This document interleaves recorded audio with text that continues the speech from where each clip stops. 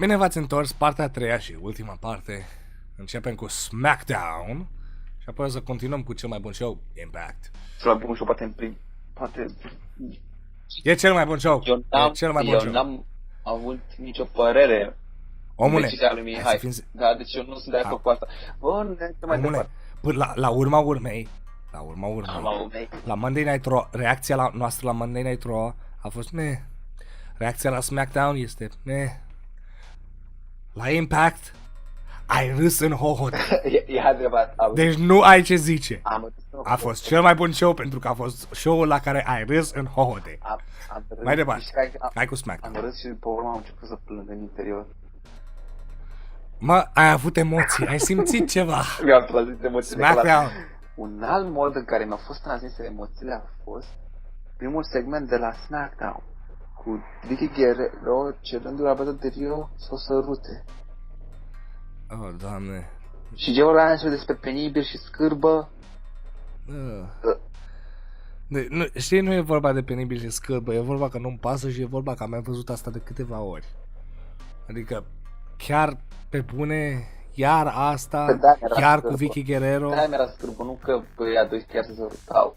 Nu, ideea e că am văzut asta, că Vicky Guerrero a purtat acest gimmick de oarecum slutty de atâtea ori. Cougar, da.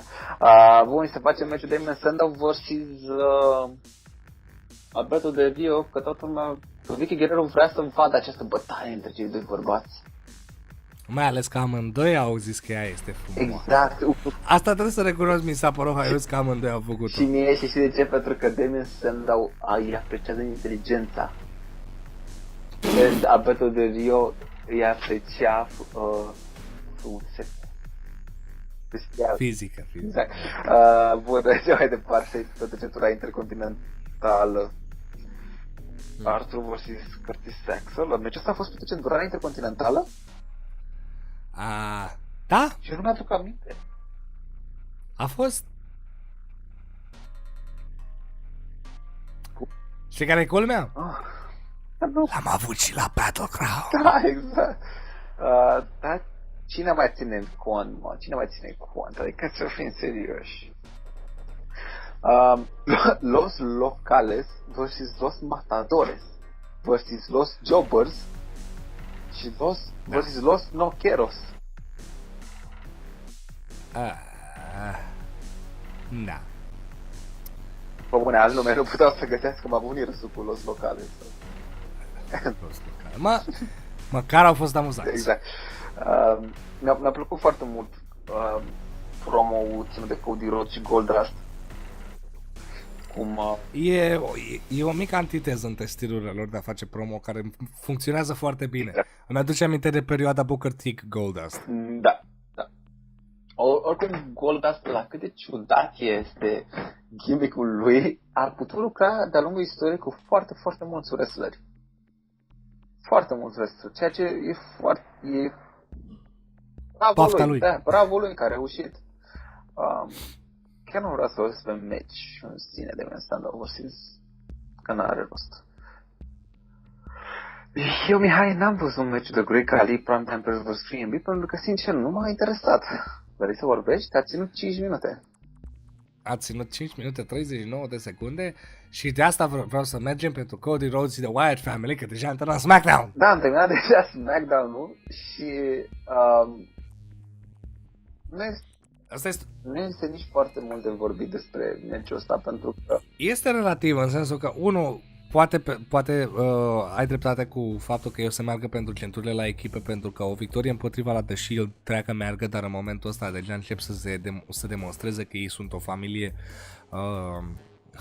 o echipă unită, reușind să învingă pe familia Wyatt, care au fost destul de devastatori pentru prima oară. Chestia care m-a deranjat este că aș fi vrut o prezență lui The Miz pe undeva dacă tot fac Bray Wyatt vs. The Miz mai departe. Da, știi care e chestia cea mai interesantă?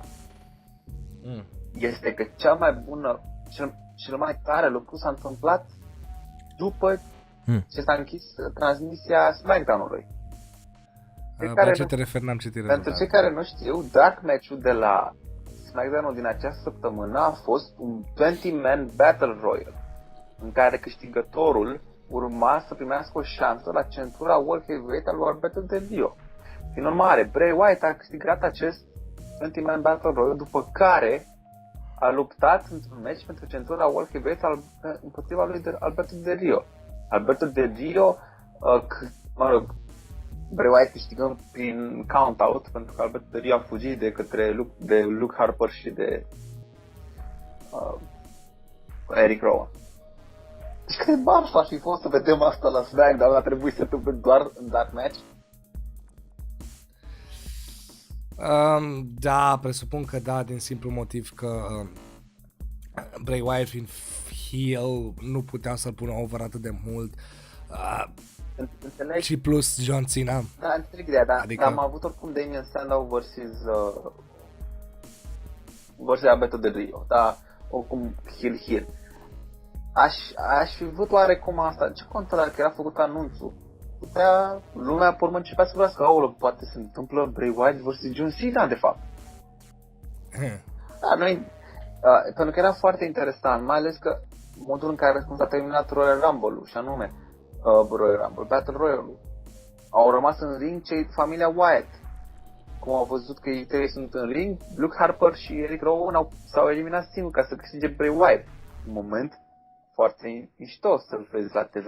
După care să-l vezi pe Bray Wyatt ajutat de către familia Wyatt, de către restul, să câștige centura. Era altceva decât un SmackDown pe care l-am vorbit într-un minut. Am vorbit mai mult despre cele două meciuri din Dark Match decât despre tot SmackDown. Pretty much. Trist. Pretty much. Păi nu s-a întâmplat nimic la SmackDown. Asta e toată chestia. Nu s-a întâmplat absolut nimic. Anyway, TNA Impact. Impact. Need a hug. Avem încă o dată Dixie Carter. Băi, frate, Dixie Carter a reușit într-un fel sau altul. Femeia are ceva lacune când ține promo-uri. Mai ales când vine vorba de a ține promo în fața unei camere, dar în timp ce e înregistrat. Se vede clar wrestlerul care știe cum să se poziționeze, cum să vorbească, cum să-și arate expresia feței și absolut tot când vine vorba de a ține promo în fața unei camere video.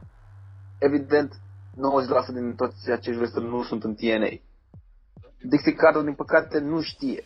Dar hitul pe care și l-a luat femeia asta este incredibil. Este un hit mai mare decât și-a luat X-Zenate de timp de un an. Iartă-mă, dar este același gen de hit pe care și-l lua Claire Lynch. Da, poate. Am ceva dubii, dar dacă nu vor, pentru a nu știu câta oară, nu se vor folosi de hitul ăsta pentru a face ceva ca lumea? E nu au. Nu au ce, pentru că singurul fel în care poate să facă este exact ce zici tu, să ia hitul, să-l transforme în reacție pozitivă pentru cineva. Și asta ar însemna ca domnișoara fragila Dixie Carter să ia un bump. Ceea ce nu se va întâmpla. O vezi tu pe asta trecând printr-o masă? Eu nu. Nu. O să cadă în fund la un moment dat și poate o să-i arunce ceva în cap. O chestie, o slime verde tipic WWE sau ceva. S-o arunce într-un râu. Vreau să iau un bump ca lumea. Trebuie să fie. N-ai cui să transmiți hit-ul. Exact, asta e problema. Exact, asta e problema cea mai mare. Și nici, da. Nici n-ai cum. Hai mai departe. Da, mergem mai departe. Despre ce vrei să vorbești? Pentru că, sincer, sunt atât de multe probleme. Nu înțeleg ce se întâmplă cu Magnus și cu Sting. Ce vor să facă încă o dată heel turn-ul lui Magnus, când Magnus ar fi trebuit să fie over din Main Event Mafia. În schimb, avem aceeași poveste stupidă, adică Main Event Mafia, acest grup care s-a făcut pentru a distruge Aces and Eights, de fapt n-au făcut asta și acum a început să distrugă și el însuși din interior. Superb. Ca Aces and Eights, nu? Da. Și care va fi payoff-ul? Niciunul. Probabil Magnus vs. Sting, Magnus vs. Samoa Joe, Magnus vs. Kurt Angle. Avem Ar fi o chestie, sincer. Măcar ar fi un pattern destul de bun pentru el. Ce pot să zic despre chestia asta? Inițial mi-a plăcut ideea, dar sincer, cum am zis săptămâna trecută, aș fi vrut ca Sting să fie heel-ul, nu Magnus.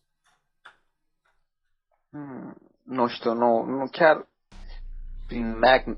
Eu pe Magnus îl vedeam cum îl văd în continuare pe Bobby Roode. Cei doi mi se par singurii care au tot pachetul, the whole package, să care TNA-ul. Cu un build-up corect din punct de vedere al gimmick-ului și booking, pot fi acolo. Bobby Roode a fost timp de un an. Este cel mai longeviv campion. Și a fost făcut bine pentru TNA. Au avut ratinguri solide și rating constant. Iar acum cei doi se bat undeva în mijloc, în timp ce în main event sunt oameni care n-ar trebui să mai fie. Și Dixie chiar crede că ne încălzește cu ceva. Adică, băi, e atât de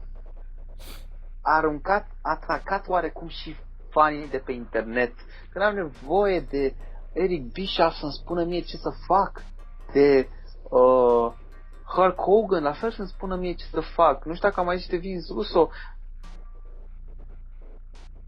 Chiar ne încălzește cu ceva? Nu. Nope. Seamănă mult prea mult, inclusiv cu AJ Styles, când am mers atunci, săptămâna trecută parcă a fost, între fani.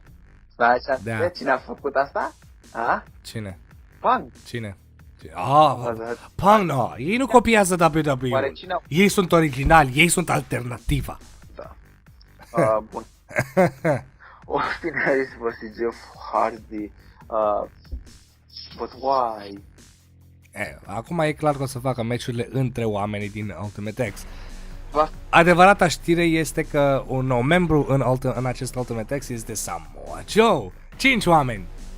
Pentru că n-au ce să facă cu Samoa Joe și au realizat că Samoa Joe, un nume destul de mare la ei, nu e pe cardul la Bound for Glory.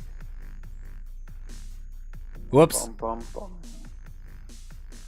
Da, oricum, meciul X-Division pare foarte interesant cu Manning, Jeff Hardy, Austin Harris, Chris Sabin și Samoa Joe. Chiar dacă cel puțin Chris Sabin și Manning dau 2 bani, prin numele Jeff Hardy, Harris și Joe pot aduce înapoi, să zicem, prestigiu pentru centura X-Division. Yep. Mai departe, ce pot să zic? Mie mi-a plăcut foarte mult segmentul cu bromance. Nu cu bromance, nu, mi se pare tot cei doi. Cu ăștia doi. Care ăștia doi? Fratele lui Abyss, zi-mă cum. Joseph Park. Joseph Park și cu ăsta la erau în mașină. Da, că ei mergeau cu mașina până unde are loc Bound for Glory. Păi așa economisești bani. Nici nu știu ce putem să mai zicem. Aș vrea să mai vorbesc. Da, vorbește. Vorbește, dacă vrei să vorbești despre Impact, vorbește. Înțeleg că trebuie să renunți la traumele psihologice care le-a provocat show-ul, așa că trebuie că altfel o să am o coșmarui. Cât noroc are Impact că încă mai au wrestleri interesanți și care au reușit să se mai țină fresh după atâta timp. Și anume The Bad Influence. Acel segment cu Ego Hall of Fame a fost haios, a fost tare, total mi-a plăcut, nu am venit Curtanger. Deci a fost bestial. Modul în care cei doi erau îmbrăcați, modul în care cei doi joacă rolurile, apoi promo ținut de Bobby Roode, care în opinia mea ar trebui să fie campionul TNA World Heavyweight 2 ani de zile, pentru că altul mai bun nu există în TNA în momentul ăsta. Și nu sunt fanul lui, dar e singurul care merită, frate, să fie campion în compania asta, el și Magnus. Dar Bobby Roode e acolo. Tot segmentul până să intre Kurt Angle mi s-a părut genial. Discursul lui Bobby Roode a fost exact ce trebuie. Sincer, mie mi s-a părut și intrarea lui Kurt Angle destul de bună pentru că mi-a plăcut că a dat valoare, dincolo de umor, acestui a dat valoare. Hall of Fame ego. Da, mi s-a părut ideea că Kurt Angle și-a băut lăpticul și a reușit să distrugă 3 oameni și s-a întâmplat în ring, pe urmă s-a părut dezastru. Deci dezastru, n-a apărut nimic natural când s-a întâmplat în ring. Adică omul a venit și-a băut lăpticul, și-a dat jos bluza și a distrus 3 wrestleri, dintre care 2 au fost campioni, celălalt World Heavyweight. Ideea e că... Asta hai să fim serioși, am mai văzut, se întâmplă în... Zi. Nu se întâmplă. Modul în care a fost gândit. Kurt Angle a intrat în ring. Se întâmpla în filmele alea proaste de bătăi. Știi, în care fiecare atacă pe rând. Wrestling-ul e un film prost de bătăi. Păi, e faza când fiecare atacă pe rând și îl așteaptă pe ăla să-l lovească pe celălalt, pe care îl atacă. Da, perfect, bun, vrei să-ți dau o explicație pentru treaba asta, îți pot da. Pur și simplu șocul de a-l vedea pe Kurt Angle la Hall of Fame-ul lor, i-a lăsat pur și simplu bulversat și treptat s-a dus unul, a făcut suplexul, ceilalți au rămas mască, al doilea și-a făcut curaj și a luat celălalt suplexul și uite așa. Nu zic că a fost un segment de Oscar, Doamne ferește, n-a fost un segment bun, dar nu pot să zic că m-a deranjat. Pe mie mi-a plăcut că a dat valoarea unui segment haios fără sens. Ego Hall of Fame mi s-a părut o idee proastă, haios realizată, foarte bine făcută, dar fără niciun motiv, până când a ieșit Kurt Angle. În momentul ăsta că avem un match Hall of Famer versus Hall of Famer, vorba vine, mi se pare că a dat valoare segmentului, că i-a pus over pe Ego, l-a pus over pe Kurt Angle. Toată lumea e fericită din punctul meu de vedere. Că da, pot spune că atacul lui Angle a fost de film prost de acțiune. Asta este. Sunt lucruri mult mai proaste la Impact de care putem să ne plângem. Deci... Ai zice că într-adevăr și eu eram la fel ca tine până să vină Kurt Angle. Nu înțelegeam ce se întâmplă, dar pur și simplu vedeam la cât de bine reușeau să joace rolurile cei 3. Când a venit și Kurt Angle, a început să se lege puțin ideea. Și a fost ok. S-a părut cel mai bun segment. Da, a fost cel mai bun segment. A fost fără doar și poate cel mai bun segment. Uite, vrei lucruri de care să te plângi? Plânge-te de Aces and Eights. Da, mai avem până acolo. Sting cu Magnus vs. Bad Influence. Evident, a trebuit ca Magnus să facă greșeala de începător, pe care o fac toți, chiar dacă Magnus este de nu știu câți ani în companie și a câștigat centura, diferite centuri. Dar el trebuie să facă greșeala de începător, pe care o fac toți, ca Sting, pe urmă, ca un tată, să vină să-i arate că așa se face și să încerce să arate puțin cum... Da. Apoi avem acel segment cu Dixie Carter și cu AJ Styles. Altul. Da. Eu n-am înțeles. Dixie Carter de ce n-ar fi vrut ca AJ Styles să se lupte cu cei din Aces and Eights și de ce ar fi încercat să ofere niște bani? Ea nu vrea ca el să facă exact ce a făcut cineva în altă companie și să plece cu titlul. De asta i-a oferit bani.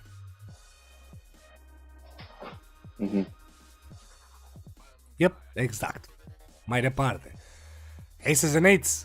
Și avem multe segmente pe parcursul show-ului care am putea să le discutăm, de la atacul lor backstage împotriva liderului, că vai, cu ce faci, din cauza ta am rămas doar 3, în afară de la masa comentatorilor cu care suntem 4, dar whatever, nu știm să numărăm. Ascultă-l pe Beș, Beș spune lucruri bune. Doamne, când i-a zis Beș, m-am căcat pe mine de râs, iartă-mi limbajul, dar a fost... E un bișon, mă. Chiar bișonul maltez. Mai interesează pe cineva. Nu, per total, inclusiv acum îl avem pe Ethan Carter al 3-lea. Ethan Carter al 3-lea. Care este Derek Bateman. Exact. Sincer, eu sunt curios pentru că mie mi-a plăcut Derek Bateman în NXT. No. Și sincer, acel promo în care el a mers prin clădire mi s-a părut foarte haios. Și mi s-a părut că ceea ce spune zice foarte bine. Vreau să-l văd în ring. Vreau să-l văd la moacă, să vedem ce zice și cum o să fie folosit. Dar mie mi-a plăcut Derek Bateman. Așa că... Mi-a plăcut și mie promo, dar întrebarea e, mai interesează pe cineva? Treptat. Nu. Încerc să găsesc speranță oriunde e. Nu. Mi se pare că nu mai interesează pe nimeni nici se întâmplă cu Dixie Carter și G-Styles, nici că Ethan... Aici cred că poate noi suntem prea aproape de produs, pentru că până la urmă Impact are oameni la show-uri, Impact are ratingul constant, deci totdeauna există piața pentru Impact, doar că noi am ajuns să criticăm show-ul ăsta atât de des, încât suntem la pasul în care nu mai îmi pasă de nimic din ce fac ăștia. Trebuie să facem un pas înapoi și să luăm lucrurile ca atare. Că în continuare majoritatea sunt proaste, sure. Dar până la urmă lumea îi pasă de Dixie pentru că a fost huiduită, chiar tu ai spus-o la începutul show-ului. Lumea le pasă de un debut nou, nu foarte mult, dar e ceva nou, așa că hai să vedem ce e. Și încerc să-mi păstrez entuziasmul măcar minim, dar să-l am. Da. Cam atât. Nu vrei să vorbim de main event? Nux and Garrett Bischoff vs. AJ Styles? Nu? Come on, l-au atacat pe Styles, l-au distrus pe Styles cu un lanț după. Nimic? Dacă vrei tu. Aș vrea să zic ceva, dar nu înțeleg exact ce se întâmplă cu Aces and Eights, pentru că în momentul ăsta cei doi ar trebui să plece pentru că nu mai au sens și nu mai au rol acolo. Mai ales că în atacul de după match, Bully iar s-a băgat în fața lor fără niciun motiv. AJ Styles a câștigat. Înțeleg că el e Superman în companie și că a bătut doi oameni, dar aș fi vrut să văd multe altele. Mi-a plăcut într-un fel totuși că Aces and Eights înainte de match chiar au cucerit masa comentatorilor și le-au trimis pe Mike Tenay. În sfârșit a făcut și ei chestia asta. Că să facă de atâtea ori. Oricum, un show foarte slab și foarte tâmpit și foarte ciudat, cu foarte multe momente te-au lăsat să te scarpi în capul, în Impact.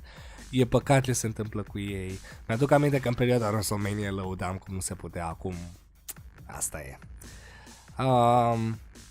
Aici terminăm Smart Talk pe săptămâna asta, ne vedem săptămâna viitoare. Mulțumim pentru atenție și la revedere!